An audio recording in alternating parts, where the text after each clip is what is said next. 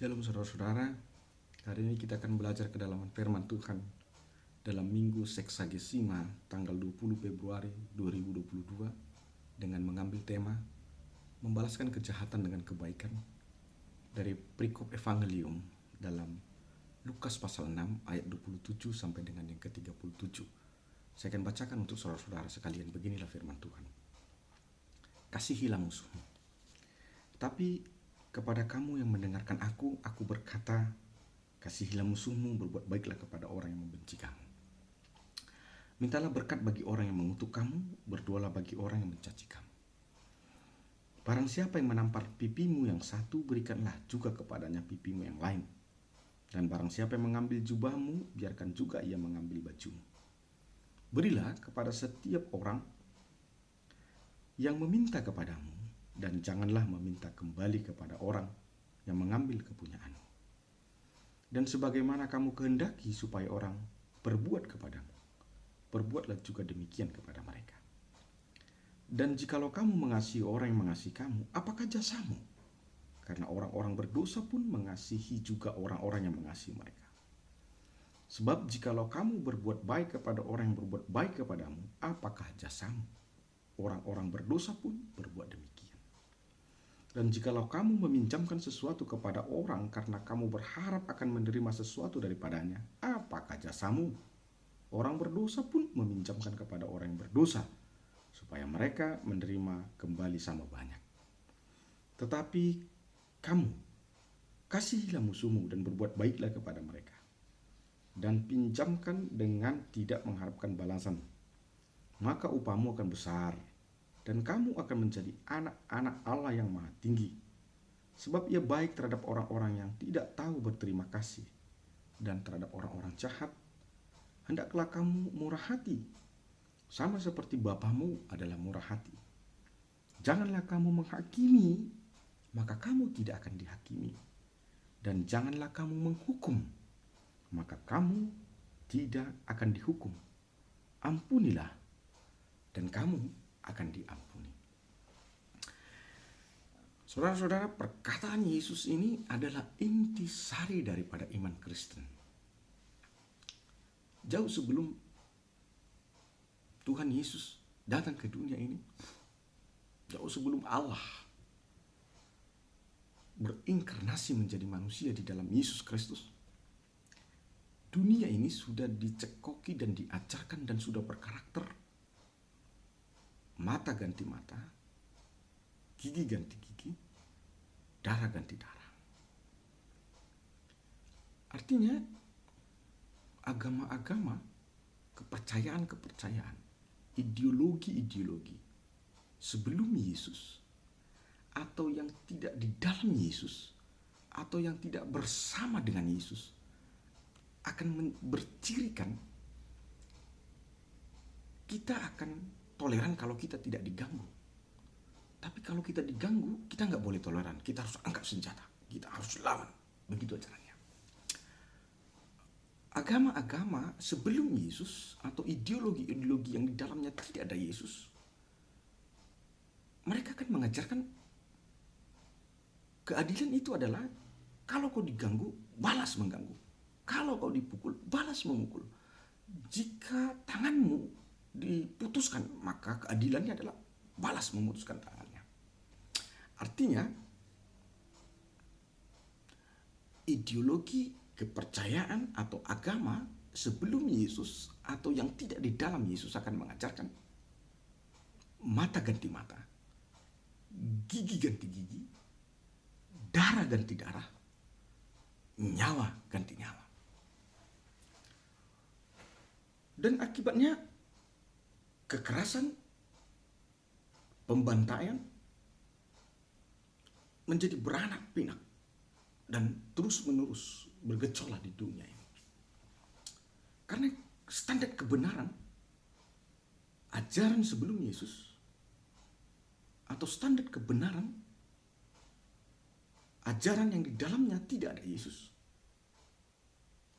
adalah keadilan menurut mereka adalah mata ganti mata, darah ganti darah, nyawa ganti nyawa.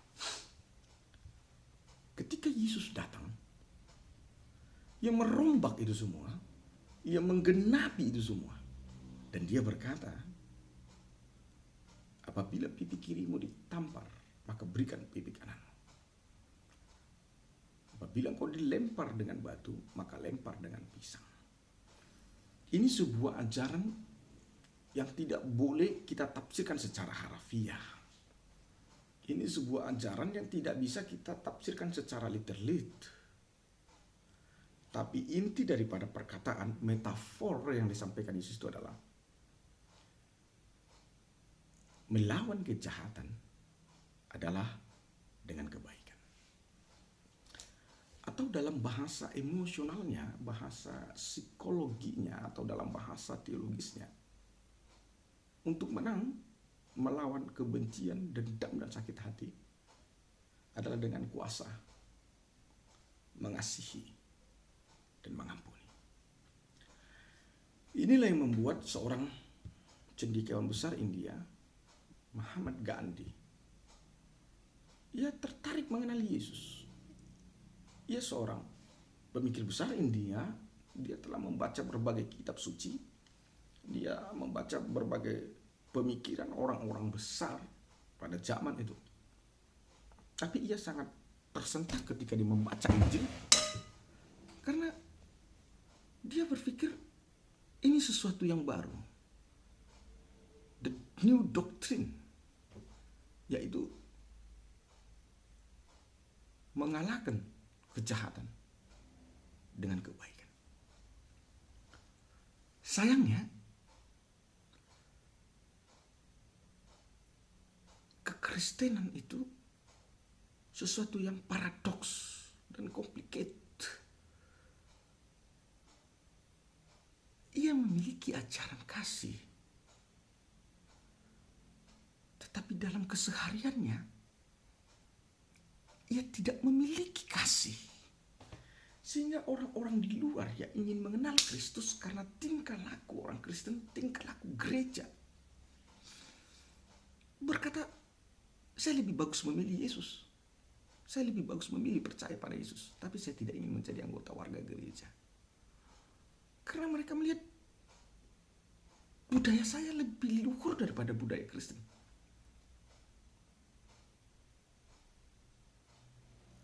Kepercayaan saya, etik dan norma dan susila kepercayaan saya lebih baik daripada kepercayaan yang dipraktikkan oleh masyarakat gereja. Dalam konteks inilah, gereja masa kini tidak sinkron antara judul kepercayaannya dengan isi kepercayaannya. Judulnya about love, but the practice, kita saling menyikut, kita saling iri-irian, kita saling ecek-ecekan. Bibir dan mulut kita mampu menang untuk menyatakan Yesus adalah Tuhan dan kasih, tapi hati dan perbuatan kita gagal untuk menjadi presentasi Kristus bagi tetangga kita, bagi masyarakat kita. Inilah mirisnya. Jadi Kristen, kita hanya Kristen di dalam kata-kata, tapi kita belum menjadi Kristen di dalam tindakan dan perbuatan. Jadi bukan Yesus yang tidak berkuasa dalam abad milenial ini. Bukan mujizat Tuhan, pemulihan Tuhan yang mandek dan berhenti pada abad milenial ini. Yang mandek adalah kita mandek untuk dipakai Tuhan, menjadi contoh dan teladan, menjadi Kristus yang kelihatan bagi orang-orang yang ingin mengenal about the Jesus. Saudara-saudara, begitu luhurnya ajaran Yesus ini. Andai kata ajaran Yesus ini adalah ajaran dunia, andai kata ajaran Yesus ini ada ajaran yang diterapkan oleh semua manusia, betapa indahnya hidup di dunia ini. Kita tidak perlu lagi AK-47. Kita tidak perlu lagi pedang yang panjang. Kita tidak perlu lagi bom dan nuklir dan granat. Jika ajaran Yesus ini adalah nafas kita, adalah darah dan daging kita, kita akan hidup selaras dan harmonis. Tak peduli apa agama saudara, tak peduli apa budaya saudara. Jika ajaran kasih Yesus ini adalah ajaran kita bersama, adalah tingkah laku kita bersama, maka perbedaan yang ada pada kita akan menjadi kekuatan sukacita kita. Yesus berkata begini,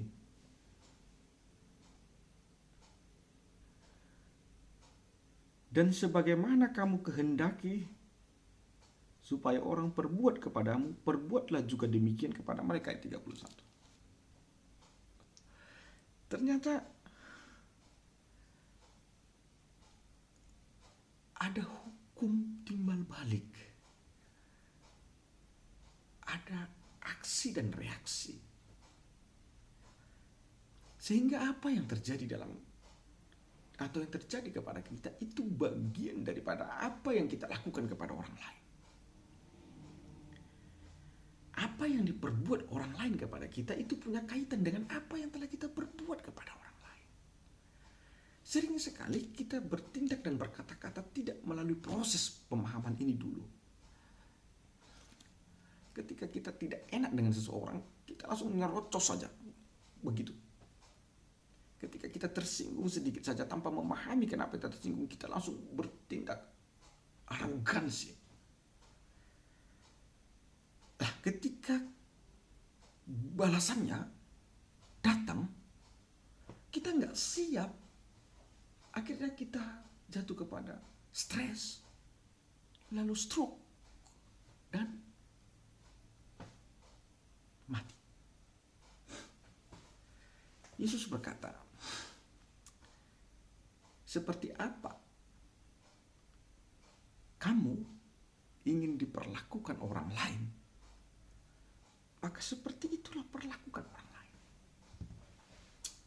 Ada dua poin yang penting yang ingin Tuhan Yesus utarakan kepada kita melalui perkataan itu. Poin pertama, melakukan yang baik itu adalah sesuatu tindakan aktif bukan pasif. Jadi jangan dulu ditunggu orang kita dibaiki baru kita bisa membaiki orang. No. Kita harus berlomba untuk saling mendahului berbuat baik. Karena jika kita yang dahulu melakukan baik, maka kita yang lebih dahulu juga akan mendapatkan yang baik. Kalau kita berlama-lama untuk berbuat baik, maka kebaikan juga itu akan berlama-lama datang kepada kita. Itu poin yang pertama. Poin yang kedua, kita harus sadar dalam berkata dan bertindak supaya kita tidak menyesali atas apa yang kita katakan dan atas apa yang kita lakukan. Ketika saudara terbiasa menampar orang, maka akan ada orang yang akan memampar saudara. Persoalannya, apa saudara siap menghadapi tamparan itu? Jadi kalau saudara nggak siap untuk ditampar orang, jangan pernah tampar orang.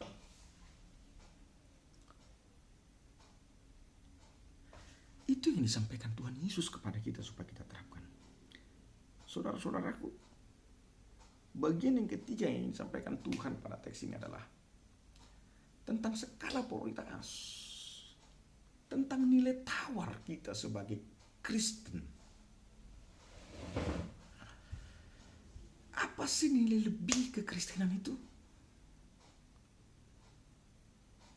Kita kelebihan kekristenan bukan karena dia agama mayoritas di republik ini, tidak. Yang membuat agama Kristen itu menjadi lebih itu bukan karena dia agama mayoritas.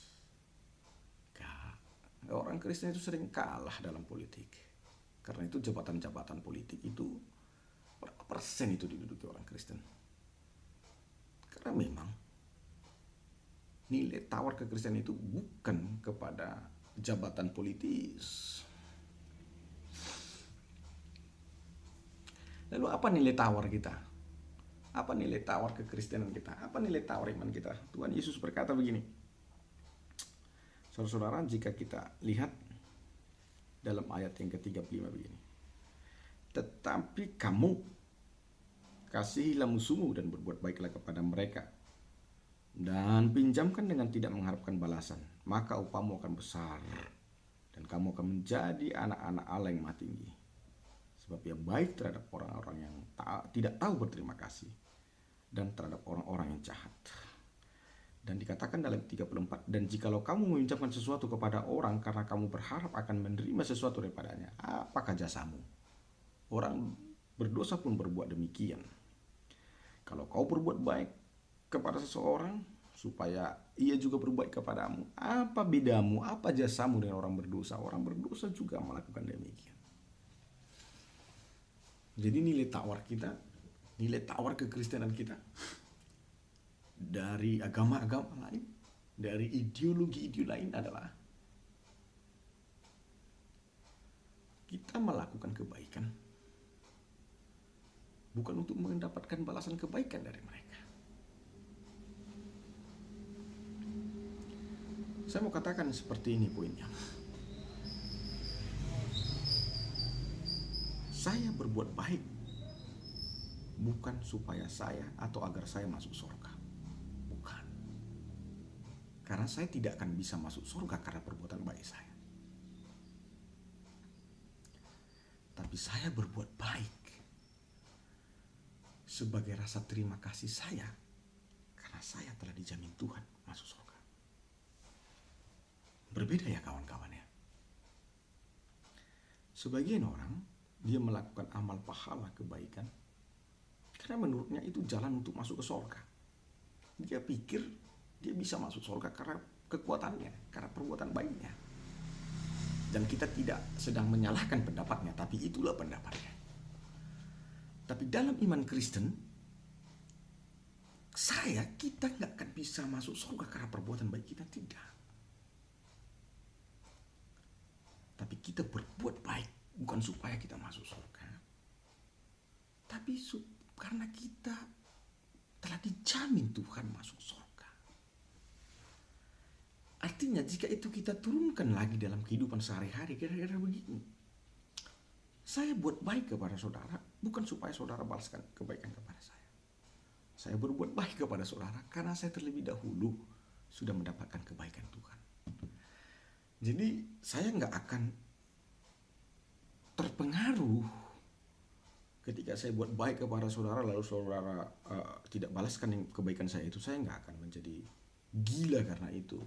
Karena memang saya berbuat baik kepada saudara bukan untuk mendapatkan reaksi baik dari saudara, tapi karena saya berbuat baik dari saudara karena saya sudah terlebih dahulu dibaiki Tuhan. Di sana poinnya.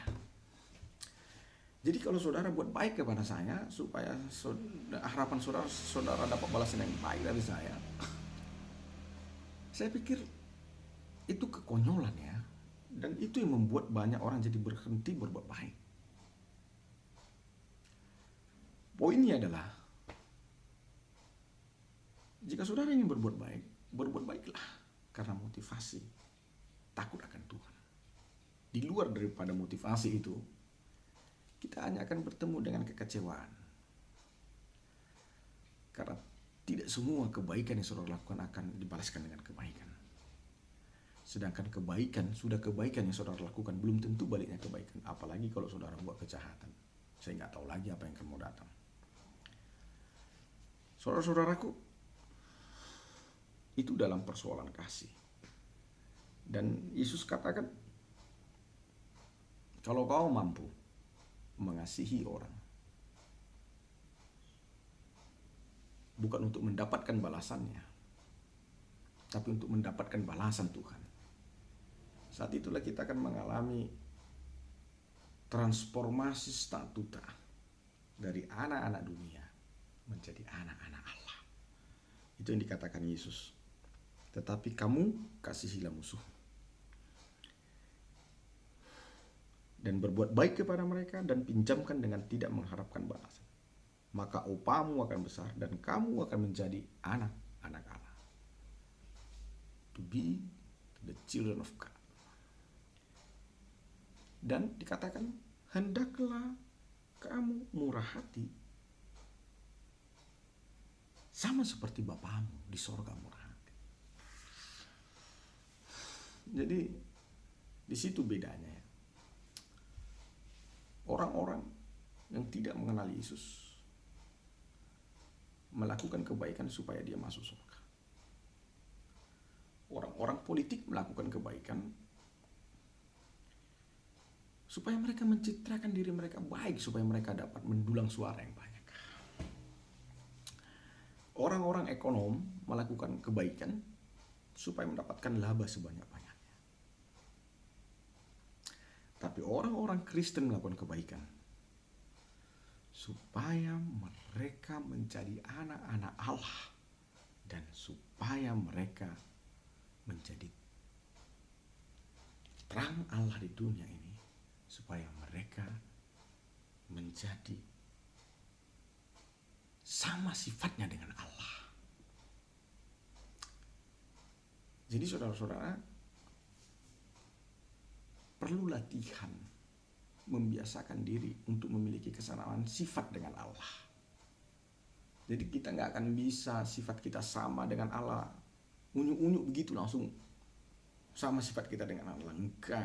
Enggak seperti main sulap simsalabim lah tiba-tiba sifat kita sama seperti Allah, tidak. Tapi itu harus dibiasakan, itu harus dilatih, itu harus dikerjakan. Itu kenapa dikatakan dari 36, hendaklah kamu, kata hendak di sana artinya kita harus membangun keinginan, membangun kehendak, membangun kemauan. Kita harus berproses, kita harus belajar, kita harus melatih untuk murah hati, karena sifat Allah adalah murah hati. Jadi sama saja seperti ini. Biasanya kalau kita ingat masa-masa muda kita, siapa artis yang kita favoritkan, siapa artis yang kita idolakan, biasanya kita akan meniru cara dia berpakaian, cara dia bersisir. Kalau dia kebetulan artis yang kita idolakan ini celananya koyak-koyak, kita kan mengoyak-ngoyakkan celana kita. Kalau kebetulan artis yang kita idolakan ini rambutnya botak sebelah kiri, maka kita akan membuat rambut kita botak sebelah kiri. Kalau artis kita ini yang kita idolakan ini misalnya dia buat gaya rambutnya botak di tengah-tengah, ya kita akan ikuti botak di tengah-tengah karena kita mengidolakannya. Persoalannya, apakah kita mengidolakan Allah agar kita menurut sifat-sifatnya? Poinnya adalah membalaskan kejahatan dengan kebaikan hanya akan bisa kita lakukan jika Allah itu kita jadikan menjadi artis dalam hati dan pikiran kita, menjadi idola kita. Kita akan meniru meneraninya. Kedua, ada hukum tuair dan tabu dalam dunia ini. Dan itu yang diingatkan Tuhan Yesus kepada kita dalam ayat 37. Jangan kamu menghakimi, maka kamu tidak akan dihakimi. Dan jangan kamu menghukum, maka kamu tidak akan dihukum. Ampunilah, maka kamu akan diampuni. Ada suatu pernyataan yang menarik di dalam dunia pengadilan, dalam dunia perhukuman. Dikatakan seperti ini. Jika karena kesilapanmu engkau melepaskan orang yang salah, membebaskan orang yang salah, itu jauh lebih baik ketimbang karena kesilapanmu engkau memenjarakan orang yang benar. Apa maksudnya? Begini, jika karena kesilapan kita silap lalu akhirnya orang yang salah jadi bebas, masih ada nilai positifnya. Setidaknya dia diberikan ruang untuk bertobat melalui kebebasannya. Tapi kalau karena kesilapan kita, orang benar terhukum,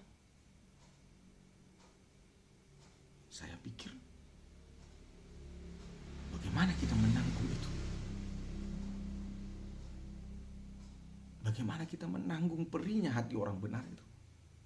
Bagaimana kita akan menanggung raungannya dan teriakannya kepada Allah dalam penderitaannya itu. Itu mengapa jangan menghakimi. Ketika dikatakan jangan menghakimi, sama saja Tuhan mau berkata, berpikir positiflah. Positif saja berpikir. Hanya orang yang membiasakan diri berpikir positif, dia tidak akan jatuh pada penghakiman kepada orang lain. Jangan kamu menghukum. Beda menghakimi dengan menghukum, sekalipun konotasinya sama. Menghakimi dia masih ada di dunia ide. Kalau menghukum sudah kepada sebuah aksi.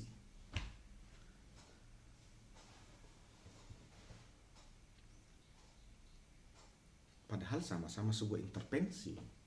Tapi kalau menghakimi dia hanya di dalam dunia ini saja. Di pikiran kita sudah menolkan dia itu orang.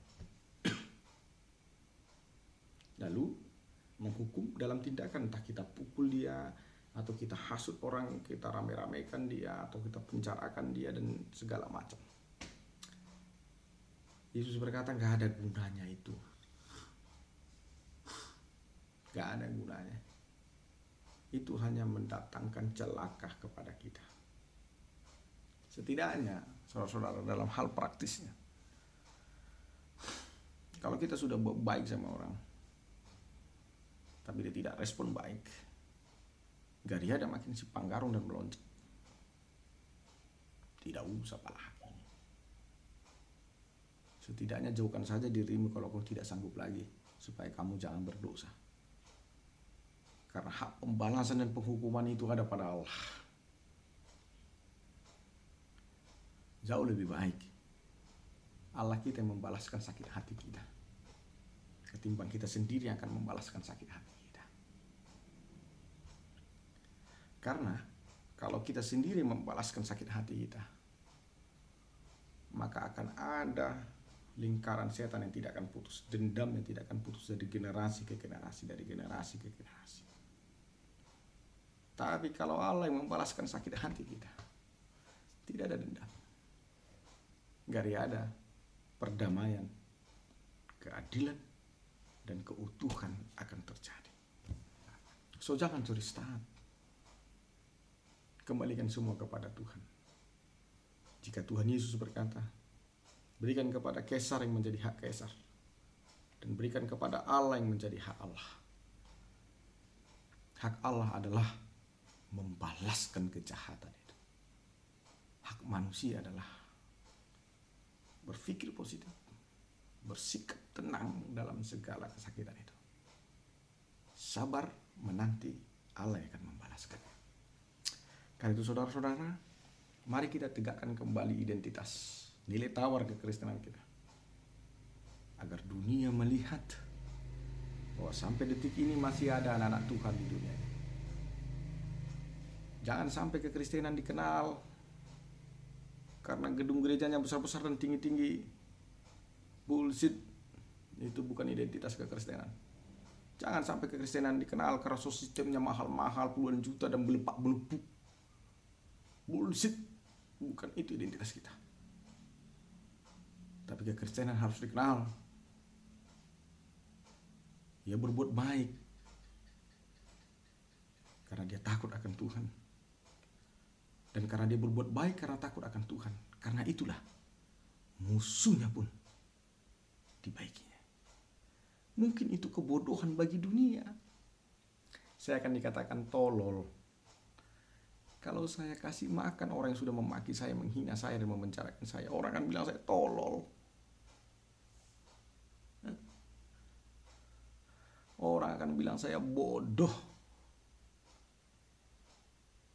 Ketika orang yang mempermalukan saya, yang menampar saya, yang meludahi saya, lalu tiba-tiba dia terjatuh di jalan raya sana, bajunya terkoyak-koyak, lalu saya datang, lalu saya ambil baju dan saya bajukan dan saya bawa ke rumah sakit, orang akan katakan saya bodoh. Tapi terlepas apa kata dunia, Terlepas apa kata orang lain, gak jadi soal. Kalau Allah berkata, lakukan, maka lakukan. Mari menjadi seperti Abraham baru dalam abad milenial ini. Abraham tidak boleh hanya ada pada zaman perjanjian lama. Abraham harus ada juga pada zaman kita. Zaman milenial ini. Zaman masyarakat society 4.0 dan sekarang sudah 5.0. Bagaimana ini?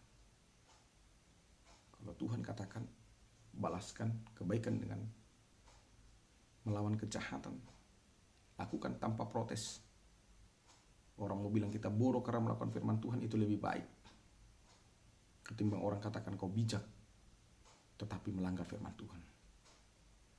Karena manusia sebentar kawan, dan sebentar lagi dia akan menjadi lawan.